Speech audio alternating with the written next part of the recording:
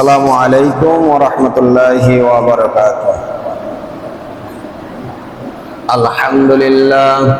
আলহামদুলিল্লাহি নাহমাদুহু ওয়া নাস্তাঈনুহু ওয়া নাস্তাগফিরুহু ওয়া নাউযু বিল্লাহি মিন শুরুরি আনফুসিনা মান ইয়াহদিহিল্লাহু ফালা মুদিল্লা লাহু ওয়া মান ইউদ্লিলহু ফালা হাদিয়া লাহু وأشهد أن لا إله إلا الله وحده لا شريك له وأشهد أن محمدا عبده ورسوله الذي أرسله بالحق بشيرا ونذيرا وداعيا إلى الله بإذنه وسراجا منيرا فقد قال الله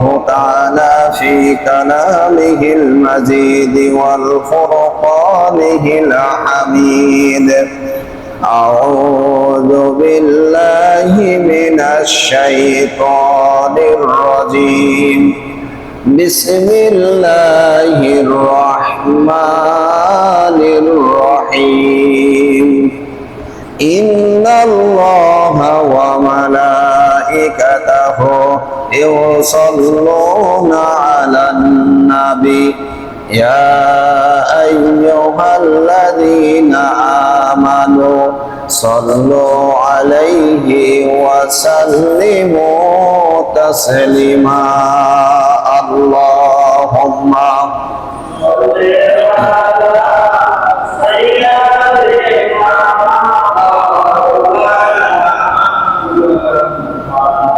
وعلى آل سيدنا شفيعنا محمد ضل এশিয়া ضل মক্কা ধন্য এশিয়া ধন্য মক্কা ধন্য আরব পূর্ণ দেশ তোমাতে এসেছে প্রথম নবী গো তোমাতে এসেছে নবীর শেষ আল্লাহুম্মা সাল্লি আলা সাইয়্যিদিনা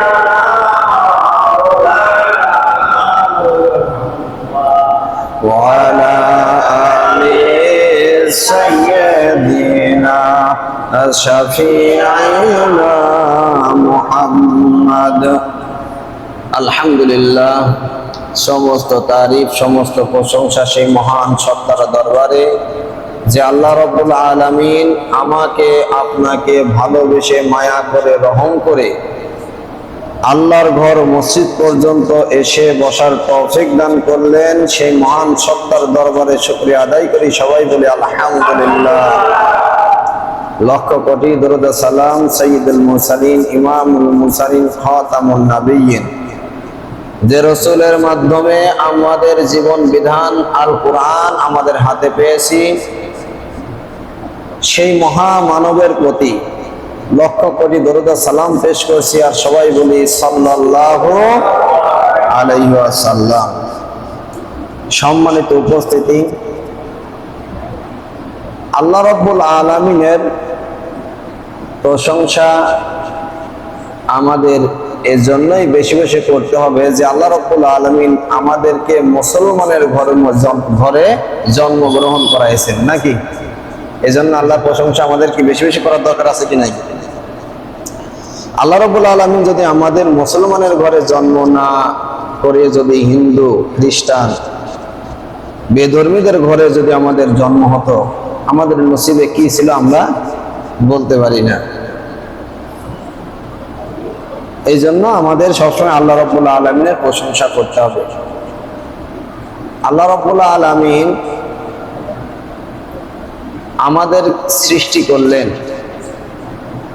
মানুষ বানালেন, মানুষ হওয়ার পরে আমরা মানুষ যখন হওয়ার জন্য আল্লাহ রাব্বুল আলামিন আমাদেরকে মায়ের গর্ভের মধ্যে রেখে দিলেন। আল্লাহ রাব্বুল আলামিন কোরআনের মধ্যে বললেন, ওয়ালাকাদ খলাকনাল ইনসানা মিন সুলালাতিন মিন তিন। আমি তোমাদেরকে মাটির নির্যাস থেকে তোমাদেরকে সৃষ্টি করলাম। মাটির নির্যাস থেকে আমি তোমাদেরকে সৃষ্টি করলাম।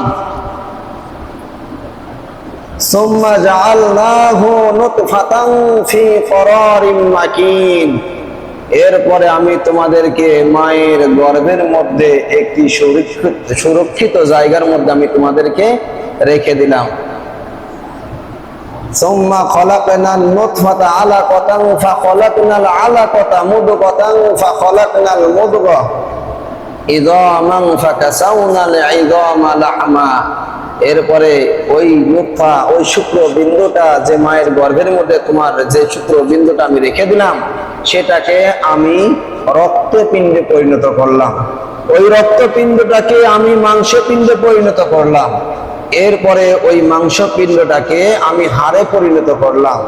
এই হাড়টাকে আবার মাংস দ্বারা আবৃত করে আমি তোমাকে ফাকাসাউনাল ইযামা লাহমা, তারপরে আমি গোশত দিয়ে ওই হাড়টাকে ঢেকে দিলাম। ঢেকে দিয়ে আমি তোমাকে একটি নতুন একটি সৃষ্টি রূপে আমি তোমাকে সৃষ্টি করলাম। তুমি কি চিন্তা করে দেখো না, তোমার সৃষ্টিকর্তা কত নিখুঁত কারিগর। আল্লাহ রাব্বুল আলামিন আমাদেরকে বলছেন, এই মানুষ সৃষ্টি করার পরে মানুষকে যখন আল্লাহ রাব্বুল আলামিন মায়ের গর্ভের মধ্যে রেখে দিলেন, এই মানুষ আবার পৃথিবীতে কি মায়ের গর্ভ থেকে বের করে নিয়ে আসলেন। মানুষ পৃথিবীতে আসলো, আশা করে মানুষ আস্তে আস্তে বড় হতে থাকে। মানুষের মধ্যে আল্লাহ রাব্বুল আলামিন যে রূহ ঢুকিয়ে দিল, আত্মা মানুষের মধ্যে দিয়ে দিল, এই আত্মাটাও মানুষ যখন বড় হতে থাকে, এই আত্মাটাও আস্তে আস্তে কি বড় হতে থাকে, বিকশিত হতে থাকে। এমন পর্যায়ে চলে যায় এই আত্মাটা, এই নাফসটা 3 ভাগে বিভক্ত হয়ে যায়। 3 ভাগে বিভক্ত হয়ে যায়। 3 ভাগটা কি? একটা হলো নাফসে আম্মার, আরেকটা হলো নাফসে লাহওয়াল, আরেকটা হলো নাফসে মুতমাইন্না। এই 3টা নাফসের কাজ কি? নাফসে আম্মার হলো মানুষ যত অন্যায় কাজগুলো করে, এই নাফসে আম্মার শুধু মানুষের অন্যায়ের দিকে ডেকে নেয়, মানে ধাবিত করে, মানুষের অন্যায়ের দিকে ধাবিত করে। অন্যের সম্পদ মেরে খাওয়া, অন্যের হক মেরে খাওয়া, অন্যের সাথে খারাপ আচরণ করা, যত কিছু আছে খারাপের মধ্যে সবকিছু নাফসা আম্মার এই কাজগুলোর দিকে মানুষকে আকৃষ্ট করে, মানুষের নাফসটাকে, মানুষের ব্রেনটাকে ওই দিকে ধাক্কা দেয়। আর নাফসে মুতমাইন্না, এটা মানুষ যত ভালো কাজ করতে চায়, মানুষ যত ভালো কাজ করে, এই নাফসে মুতমাইন্না মানুষকে ওই ভালো কাজের দিকে ধাবিত করে। আর নাফসে লাহওয়াল, এই নাফসে লাহওয়াল হলো মানুষ ভালো কাজ করবে মন্দ কাজ করবে, এটা নাফসে লাহওয়ালের উপর নির্ভর করে। নাফসে লাহওয়াল যদি সাপোর্ট করে নাফসে আম্মারের, মানুষ খারাপ কাজ করবে। নাফসে লাহওয়াল যদি নাফসে মুতমাইন্নাকে সাপোর্ট করে, তাহলে মানুষ ভালো কাজগুলো করবে। আল্লাহ রাব্বুল আলামিন আমাকে আপনাকে এরকম বিবেক বুদ্ধি দিয়ে আস্তে আস্তে পৃথিবীতে বড় করে তুললেন। বড় করে তোলার পরে আল্লাহ রাব্বুল আলামিন আমাদেরকে মহাগ্রন্থ আল কোরআনটাকে ফলো করতে বলেন, যে বান্দা তুমি তো দুনিয়ায় যাবা, দুনিয়ায় চলার পথে ফেরার পথে মানুষের সঙ্গে চলাফেরা করবা, তুমি আমার অনেক কিছুই ভুলে যাবা। আমি আল্লাহ রাব্বুল আলামিন যে তোমাকে সৃষ্টি করেছি এটা তোমার মনেই থাকবে না, তুমি যেন ভুলে না যাও, এই জন্য আমি তোমাদেরকে একটি গ্রন্থ আকারে মহাগ্রন্থ আল কোরআন জীবন বিধান তোমাদের সঙ্গী হিসাবে রেখে দিলাম। যখনই আল্লাহ রাব্বুল আলামিন বলেন, যখনই বান্দা তুমি আমাকে ভুলে যাবা, তখনই ওই মহাগ্রন্থ আল কোরআনটাকে তোমরা একটু খুলে দেখবা। কিন্তু আফসোস, আমরা মুসলমানের মধ্যে আমরা কিন্তু অনেকেই আছি কোরআন পড়তে পারি না, কোরআন পড়তে পারি না। যখন আমার সন্তান হয় তখনই আমরা চিন্তা করি, যেমন সন্তানটাকে আমরা ডাক্তার, ইঞ্জিনিয়ার, বড় সুশিক্ষায় শিক্ষিত করব। কিন্তু আমাদের অনেকেরই মনে আসে না যে আমার সন্তানটাকে ইসলামের আলোয় আলোকিত করব। পৃথিবীর ইতিহাসে আপনি একটু লক্ষ্য করে, বাড়ির আশেপাশে একটু লক্ষ্য করে খেয়াল করে দেখবেন, যেই সমস্ত সন্তানেরা বাবা মার ভাত দেয় না, বেশিরভাগই আপনি শিক্ষিতের মধ্যে খেয়াল করে দেখবেন, আমার মনে হয় না মাদ্রাসায় করা খুব কম, খুবই কম। মাদ্রাসা করা মানুষ আপনি পাবেনই না। সব বড় লোক, বড় লোকের মধ্যে পাবেন, গরিবের মধ্যে পাবেন, যেখানেই খোঁজেন আপনি দুনিয়াবি জ্ঞান যাদেরকে দিয়েছেন তারাই বাবা মা দেখতে পারে না। আখিরাতের জ্ঞান যদি আপনি দিয়ে থাকেন, আখিরাতের জ্ঞান যদি কোনো মানুষের ঢুকায় দেয়, তাহলে ওই মানুষ বাবা মা থেকে বিচ্ছিন্ন হয় না। কোরআনের জ্ঞান যদি থাকে, বাবা মার সঙ্গে খারাপ ব্যবহার করে না, বাবা মা থেকে বিচ্ছিন্ন হয় না। এই জন্য আমাদের সন্তানদেরকে কোরআনমুখী করতে হবে, ইসলামমুখী করতে হবে। আর ইসলামমুখী করার জন্য কি প্রয়োজন? আমার সন্তানটা 5 ওয়াক্ত নামাজ পড়বে কি পড়বে না, সেটা কি আমার উপর নির্ভর করবে? আমি যদি মসজিদে নামাজ না পড়ি আর সন্তানটাকে যদি বলি বাবা মসজিদে যা, তাহলে কি যাবে? আমি যত অবৈধ কাজ করি, আমার সন্তান জানে যে আমার বাবা অবৈধ কাজ করে, আমার বাবা অন্যায় করে, অথচ আমাকে বলে যে নামাজ পড়তে যা, ওই সন্তান আমার কথায় নামাজ পড়তে আসবে না। আমি যদি 5 ওয়াক্ত নামাজ পড়ি আর আমার সন্তানটাকে বলি বাবারে জোহরের নামাজে যেন আমি মসজিদে তোমাকে পাই, আর সন্তানটা যদি আমাকে দেখে ভয় পায়, তাহলে অবশ্যই ওই সন্তান জোহরের নামাজে মসজিদে থাকবে। আর নামাজের প্রতি ভালোবাসা তৈরি করতে হলে এটা কিন্তু আপনি অন্য দুনিয়াবী শিক্ষা দিয়ে তাকে নামাজের প্রতি আকৃষ্ট করতে পারবেন না। তাকে আখিরাতমুখী করতে হলে, দুর্বল করতে হলে প্রথমে আখিরাতের ভয় তার মধ্যে ঢুকাইতে হবে, আল্লাহ রাব্বুল আলামিনকে তাকে চিনাইতে হবে, কবরের আযাব সম্পর্কে তার ধারণা দিতে হবে, কোরআনের জ্ঞান তার মধ্যে ঢুকাইতে হবে। যখন কোরআনের জ্ঞান, আখিরাতের ভয়, কবরের ভয় তার মধ্যে যখন ঢুকবে, তখন ওই বাচ্চাটা কি তখন ইসলামমুখী হওয়ার সহজ, তার পথটা সহজ হয়ে যাবে। এই জন্য কোরআনের জ্ঞান আমাদের সবাইকে, আমাদের সন্তানদেরকে শিক্ষা দেওয়া উচিত। আল্লাহ রাব্বুল আলামিন আল্লাহ রাসূল সাল্লাল্লাহু আলাইহি সাল্লামকে বললেন, বিসমিল্লাহির রহমানির রহিম, তাহা মা আনজালনা আলাইকাল কুরআনা লিতাশকা, আমি এই কোরআন তোমার প্রতি এই জন্য নাজিল করিনি যে, আল্লাহ রাব্বুল আলামিন বলতেছে যে রাসূলকে বলছে, হে নবী আমি তোমার প্রতি এই কোরআন এই জন্যই নাজিল করিনি যে তুমি মানুষদেরকে, আমি এই কোরআন তোমার প্রতি এই জন্যই নাজিল করিনি যে তুমি বড় একটা বিপদে পড়বা। আল্লাহ রাব্বুল আলামিন রাসূলকে বলতেছে, রাসূল যে মা আনজালনা আলাইকাল কুরআনা লিতাশকা, এই কোরআনটাকে আমি আপনার উপর নাজিল করেছি এই জন্য করি নাই যে আপনি বিপদে পড়বেন।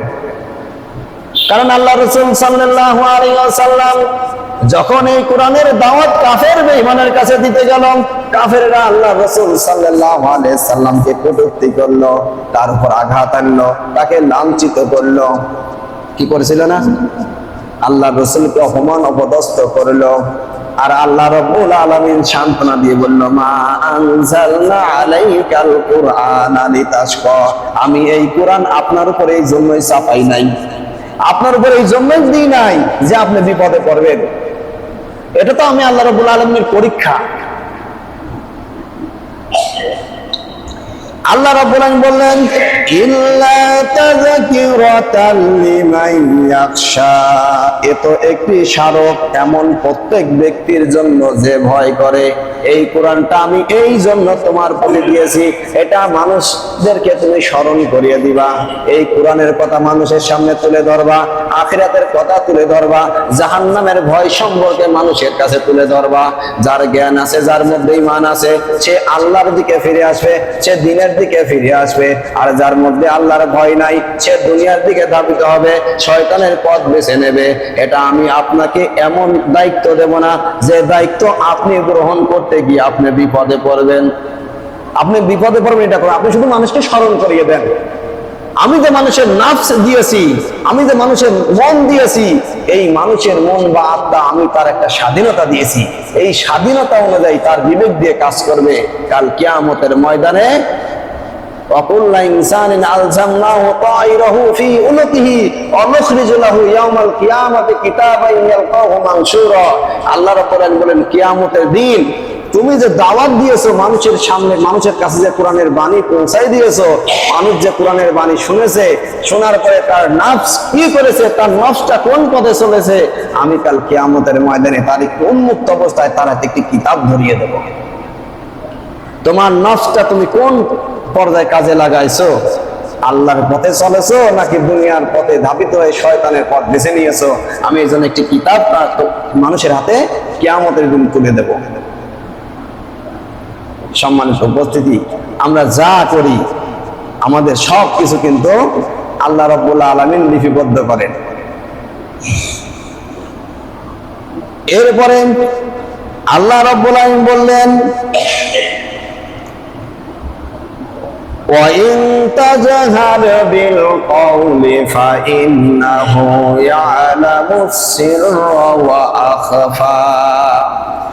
রাসূল সাল্লাল্লাহু আলাইহি ওয়াসাল্লামকে বলছে, ও নবী, কাফের বেঈমানেরা তোমার উপর যে অত্যাচার করে, আর এই জন্য যে হাত তুলে জোরে জোরে আল্লাহর কাছে দোয়া করা লাগবে, তুমি যে উচ্চস্বরে আল্লাহ আল্লাহ তুমি দেখো, এই ধরনের যে কথাগুলো বলা লাগবে, এটা বলা লাগবে না। ও নবী, তুমি যে উচ্চস্বরে যে কথাগুলো বলো, এই কথার চাইতে আমি তোমরা চুপি চুপি গোপনে যে কথাগুলো বলো, সেই কথাগুলো এবং তোমার অন্তর কি বলে, সেই কথাগুলো আমি আল্লাহ রাব্বুল আলামিন শুনতে পাই। অতএব আমার কাছে জোরে জোরে বলার দরকার নাই, আমি তোমাদের অন্তরের খবরটুকু আমি আল্লাহ রাব্বুল আলামিন রাখি। আল্লাহ রাব্বুল আলামিন বলেন, আমি এই জন্যই তোমাদের অন্তরের খবর রাখি। আমি আল্লাহ কেমন আল্লাহ? আল্লাহু লা ইলাহা ইল্লা হুয়া লাহুল আসমাউল হুসনা। আল্লাহ রাব্বুল আলামিন বলেন, আমি হলাম আল্লাহ এক, আমার কোনো শরীক নাই, আমার কোনো অংশীদার নাই। সারা বিশ্বের মধ্যে যা কিছু আছে সব কিছু আমি আল্লাহ রাব্বুল আলামিনের অধীনে, সব কিছুর শাসক আমি আল্লাহ, সবকিছু সৃষ্টি করেছি আমি আল্লাহ, আমি সবকিছু সৃষ্টি করেছি, সবকিছু শাসনও করি আমি। আর সুন্দর নাম সমূহ আমি আল্লাহ রাব্বুল আলামিনের, তো তোমরা ওই নাম ধরেই আমাকে ডাকো। সম্মানিত উপস্থিতি, যে নাফস বা আত্মা আল্লাহ রাব্বুল আলামিন আমাদেরকে দিলেন, সেই নাফসটাকে আমরা কাজে লাগাতে হবে, সেই নাফসটাকে আমাদের আল্লাহমুখী করতে হবে, দ্বীনমুখী করতে হবে। এই দিনটা, এই ইসলামের জ্ঞান আমার আপনার পরিবারের মধ্যে তখনই আসবে যখন পরিবারের মধ্যে পরিবারের গার্জিয়ান যখন নামাজি হবে এবং পরিবারের প্রতি শাসন ব্যবস্থা চালু থাকবে। আল্লাহ রাসূল সাল্লাল্লাহু আলাইহি ওয়াসাল্লাম বলেছেন যে তোমরা পরিবারের উপর থেকে শাসনের লাঠি উঠাইও নিও না। তার মানে না যে সবসময় ওই লাঠি দিয়ে মারতে হবে, তা কিন্তু না। পরিবারের উপর থেকে শাসনের লাঠি উঠাই নিবে না, তার মানে পরিবারটা যেন তোমার দেখে ভয় পায় এমন অবস্থান নিয়ে তুমি সবসময় চলাফেরা করবা। আমার সন্তান মেলা বাজারে যাবে, আমি পকেট থেকে টাকা দিচ্ছি। আমার মেয়ে পথে বেরোচ্ছে, বোরকা পরে বেরোবে, অথচ বোরকা আমি টাকা দিচ্ছি না। আবার বোরকা পরে বেরোবে, বলে বোরকা পরা লাগবে না। এরকম বাবা কিন্তু আছে, বোরকা পরা লাগবে না, বোরকা পছন্দই করে না। পর্দা করে পর্দা নিয়ে বের হবে, এটা অনেকে পছন্দই করে না। যে গার্জিয়ান, বাড়ির যে গার্জিয়ান, সে যদি কঠোরতা অবলম্বন না করে, সেই বাড়ি থেকে কি ভালো কিছু আশা করা যায়? আমি যদি 5 ওয়াক্ত নামাজ, আমি যদি কোরআন পড়ি, আমি যদি আমার বাবা মার খেদমত করি, আমি যদি আমার বাবা মার উপর কথা না বলি, আমি যদি আমার বাবা মার বুঝ দিই, তাহলে ওইটা আমার সন্তান দেখবে না? ওইটা আমার সন্তান দেখবে যে আমার বাবা আমার দাদা দাদির সঙ্গে কেমন ব্যবহার করছে, ওইটা দেখেই কিন্তু আমার সন্তান আমার কাছ থেকে শিখবে। এই জন্য আমরা সবাই আমাদের ফ্যামিলিগত দিক থেকে, যেহেতু আল্লাহ রাসূল সাল্লাল্লাহু আলাইহি সাল্লামকে আল্লাহ রাব্বুল আলামিন বলছেন যে আমি আপনাকে এমন চাপ দেব না, আপনি এমন কিছু করবেন না। আল্লাহ রাব্বুল আলামিন বলেন সূরা তাহার মধ্যে বলছে যে আপনাকে মানুষের সামনে জোর করে, মানুষের মধ্যে, মানুষের অন্তরের মধ্যে ঈমান যে আপনি জোর করে ঢোকাই দেবেন, এই দায়িত্ব আমি আল্লাহ রাব্বুল আলামিন আপনার দিই নাই। আপনি মানুষকে স্মরণ করে দেন, এটা তার অন্তরে, তার ব্যক্তিগত বিষয়। সে আপনার কথা যদি গ্রহণ করে তাও ভালো, যদি গ্রহণ না করে তাতেও সমস্যা নেই। আপনাকে জোর করে ঢুকাই দেওয়া লাগবে না। এই জন্য আল্লাহ রাব্বুল আলামিন যে আমরা কিছুই ছিলাম, আমাদেরকে সৃষ্টি করলেন, মায়ের ঘরের মধ্যে রাখলেন, সেখান থেকে দুনিয়ার জীবনে আনলেন, দুনিয়ার জীবনটাকে আমাদের বড় করে তুললেন, দুনিয়ার নাজ নিয়ামত আমাদেরকে দিলেন, আবার এখান থেকে নিয়ে যাবেন। এই যে ক্ষণিকের জীবন, ক্ষণিকের জিন্দেগি, এই সময়টুকুরই হিসাব, এই সময়টুকুরই হিসাব। এই জন্যই তো পরীক্ষা। দুনিয়ার জীবনটাই মানুষের জন্য পরীক্ষা। এই দুনিয়ার জীবনে পরীক্ষা দিতে গেলে মানুষ কিন্তু অনেক কিছুই ভুলে যায়, পরীক্ষার হলে গেলে মানুষ অনেক কিছুই ভুলে যায়। এই দুনিয়ার জীবন মানুষের জন্য পরীক্ষা, এখানেও মানুষ অনেক কিছু ভুলে যাবে। আর ভুলে যাওয়ার জন্য, যে মানুষ যেন ভুলে না যায়, বারবার রিভিশন দিতে পারে, এই জন্য আল্লাহ রাব্বুল আলামিন মানুষের জন্য গাইডলাইন দিয়ে দিয়েছে। ওই গাইডলাইন ফলো করতে হবে। মানুষ মনে করে যে আমি মুরব্বী হয়ে গেছি, এখন কোরআন শিখতে গেলে মানুষ কি মনে করবে নি, এটা মনে করে লজ্জাতে অনেকেই শিখতে চায় না। আবার অনেকে যদি বলে বাবা পড়া তো অনেকেই সহি শুদ্ধ নাই, একটু বসে মুরব্বীর কাছ থেকে, যারা পারে তাদের কাছ থেকে একটু শুদ্ধ করে নেন, মানিজ্যতের খাতে অনেকেই বসেও না। কিন্তু এটা করা যাবে না। আমাদেরকে কোরআনটা শিখতে হবে। কোরআনের কাছে আমাদের কোনো লজ্জা নাই। কোরআন শেখার জন্য আমাদের কোনো লজ্জা নাই। সে ছোট হোক আর বড় হোক, সবাই মিলে এতদিন শিখেনি, এখন থেকে শিখবো। কোরআনের জ্ঞান যখন আমার আপনার মধ্যে ঢুকবে, তখনই আখিরাতের ভয় ঢুকবে। কোরআন পড়তে গেলেই আমাদের আখিরাতের ভয় চলে আসে। দুনিয়াতে এমন একটি কিতাব আছে যে কোরআন, যে কিতাবটা মানুষ না বুঝে পড়ে। এমন একটি কোরআন আছে, এমন একটি বই আছে পৃথিবীতে যে বইটা মানুষ না বুঝে পড়ে। কিন্তু একটা বই আছে, একটা কিতাব আছে যেটা মানুষ না বুঝেও পড়ে, এবং পড়তেও ভালো লাগে, শুনতেও ভালো লাগে, সেটাই হলো কোরআন।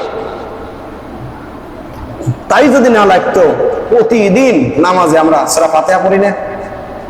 প্রতিদিন পড়ি। একজন মানুষ কি বলছে সূরা ফাতিহা ভালো লাগে না? একজন মানুষ কি বলছে? অথচ আপনি একটি গল্প 2 দিন থেকে 3 দিন শোনেন, তারপর দিন ওই গল্প শুনতে ভালো লাগবে না। অনেকেই গান শোনেন, একটি গান শোনেন, একটি গজল শোনেন, দেখুন 2 দিন পর ভালো লাগবে না। কিন্তু এই কোরআনের মধ্যে আল্লাহ কি এমন মধু দিয়ে দিল যে আমরা প্রতিদিনই তেলাওয়াত করি, প্রতিদিনই শুনি, তাও আমাদের বিরক্ত হয় না। এটা আল্লাহর নিয়ামত না? সেই নিয়ামত, চোখের সামনে যে নিয়ামত গুলো দেখতে পাই, তার শুকরিয়া আদায় করে তো শেষ নেই। আল্লাহ রাব্বুল আলামিন কোরআনের জ্ঞান অর্জন করে দুনিয়ার জীবনে আমরা যেন চলতে পারি, সেই তৌফিক দান করেন। সবাই বলুন আমিন।